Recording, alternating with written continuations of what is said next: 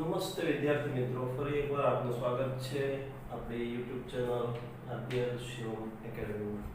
મિત્રો, આપણે શીખી રહ્યા છીએ અંગ્રેજી ગ્રામર, સાથે સાથે એવું કહીએ તો કહી શકાય કે સ્પોકન ઇંગ્લિશ, જેના અંદર આપણે બેઝિકથી શરૂઆત કરીને ટુ બીના રૂપો, ટુ હેવના રૂપો, ટેન્સ અને ટેન્સમાં આપણે સાતમા ટેન્સ તરફ આજે જઈ રહ્યા છીએ, જેનું નામ છે પરફેક્ટ પ્રેઝન્ટ ટેન્સ. ગુજરાતીમાં એને કહેશું પૂર્ણ વર્તમાન કાળ. હવે મિત્રો, આગળના જે કાળ આપણે શીખ્યા, ત્રણ સાદો વર્તમાન કાળ, સાદો ભૂતકાળ, સાદો ભવિષ્યકાળ, અને ત્રણ ચાલુ, એટલે કે ચાલુ વર્તમાન કાળ, ચાલુ ભૂતકાળ અને ચાલુ ભવિષ્યકાળ. હવે સાતમો કાળ છે આપણો પૂર્ણ વર્તમાન કાળનો છે મુદ્દો, જેના અંદર પૂર્ણ વર્તમાન કાળ એટલે ભૂતકાળમાં થયેલી કોઈ ક્રિયા, ઘટના કે જેની વર્તમાનમાં આપણે રજૂઆત કરીએ છીએ, એટલે કે જેની અસર વર્તમાનમાં છે તેવું દર્શાવવા માટે આ કાળ વપરાય છે. જેમ કે મિત્રો, આગળ આપણે ચાલુ ભવિષ્યકાળ ભણી ગયા છીએ, જે ભૂતકાળમાં ભણ્યા છીએ, પરંતુ તેની હાલમાં હું જ્યારે વાત કરું છું ત્યારે એની અસર છે, એની રજૂઆત આપણે કરીએ છીએ, એટલે કે એ ક્રિયા પૂર્ણ થઈ ગયેલી છે એવું દર્શાવાય છે. આ કાળની વાક્ય રચના જોઈએ, સેન્ટેન્સ પેટર્ન. તો subject have has V3 plus object plus other words. મિત્રો, કોમન હવે તો તમારી આ વાક્ય રચના થઈ ગઈ છે, માત્ર દરેક કાળ વાઇઝ અહીંયા થોડો ફેરફાર અને વર્બમાં ફેરફાર, આગળ સબ્જેક્ટ પાછળ ઓબ્જેક્ટ અધર વર્ડ્સ, એ તો બધાને ખ્યાલ આવી જ ગયો હશે. ઓળખની અંદર જોઈએ મિત્રો કે already, just, ever, never, yet, since અને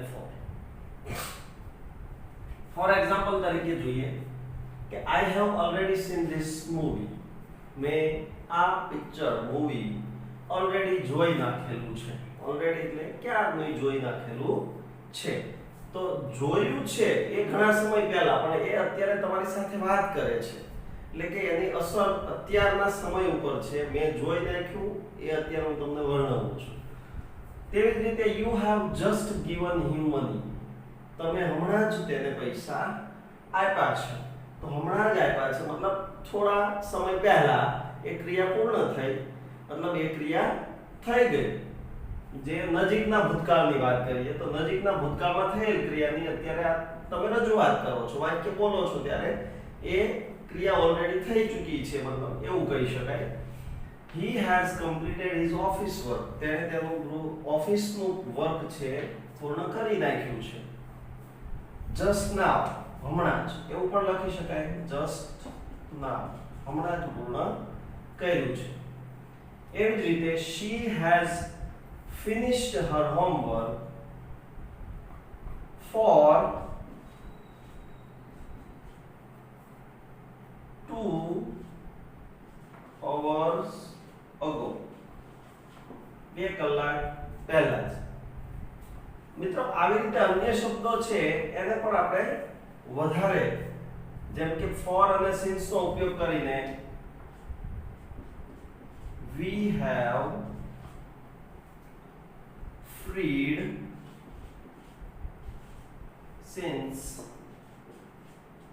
1947. આપણે 1947 થી સ્વતંત્ર છીએ. અથવા તો we have got freedom since 1947. તો since પરનો પણ યુઝ થાય છે મિત્રો. A parrot has already slept. પોપટ ક્યારનો સૂઈ ગયો છે.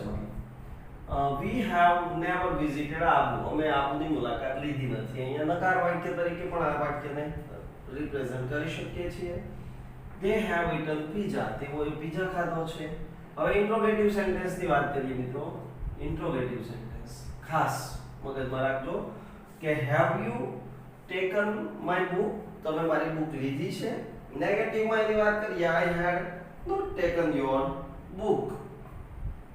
ત્યાર પછી એનું WH બનાવીએ કે what have you not taken? તમે શું નથી લીધું? બુક નથી લીધી. ઓબ્વિયસલી તો what માં છે જે તે નામ છે નીકળી જશે, વસ્તુ. ત્યાર પછી Has શાંતિ disturb students? શું શાંતિ વિદ્યાર્થીઓને ખલેલ પહોંચાડે છે? No, Shanti has not disturbed anybody. ના, શાંતિએ કોઈને મતલબ અહીંયા સ્ટુડન્ટ્સ કોઈને ખલેલ પહોંચાડી નથી. Who has disturbed students? કોણે વિદ્યાર્થીઓને ખલેલ પહોંચાડી? અથવા તો whom has શાંતિ disturbed? શાંતિએ કોને ખલેલ પહોંચાડી? તો આ રીતે મિત્રો આ પૂર્ણ વર્તમાન કાળ જે છે એને આપણે આ રીતે રજૂ કરી શકીએ છીએ.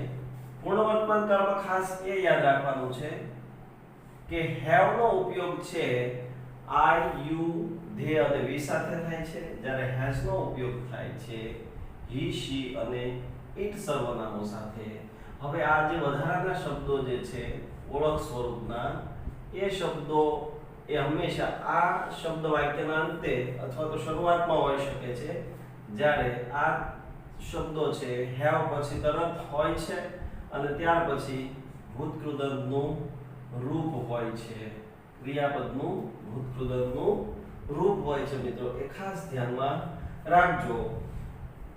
અહીંયા આપણે આ કાળને છે પૂર્ણ કરીએ છીએ. તમને મારી આ ચેનલ ગમતી હોય, ભણવાની મજા આવતી હોય મિત્રો, તો જરૂરથી અમને લાઈક સબસ્ક્રાઇબ કરજો, જેથી કરીને નેક્સ્ટ વિડીયો તમને ઝડપથી મળી શકે. બીજા મિત્રોને પણ તમારા ગ્રુપમાં તમારા ફોનની અંદર સેવ કોન્ટેક્ટમાં આ યુટ્યુબને ચેનલ જે છે એની લિંક કોપી કરી અને તમે શેર પણ કરી શકો, જેથી બીજા પણ લાભ લઈ શકે અને વધુને વધુ શીખતા રહો અને સક્સેસફુલ બનતા રહો એવી શુભેચ્છા સાથે. જય હિન્દ.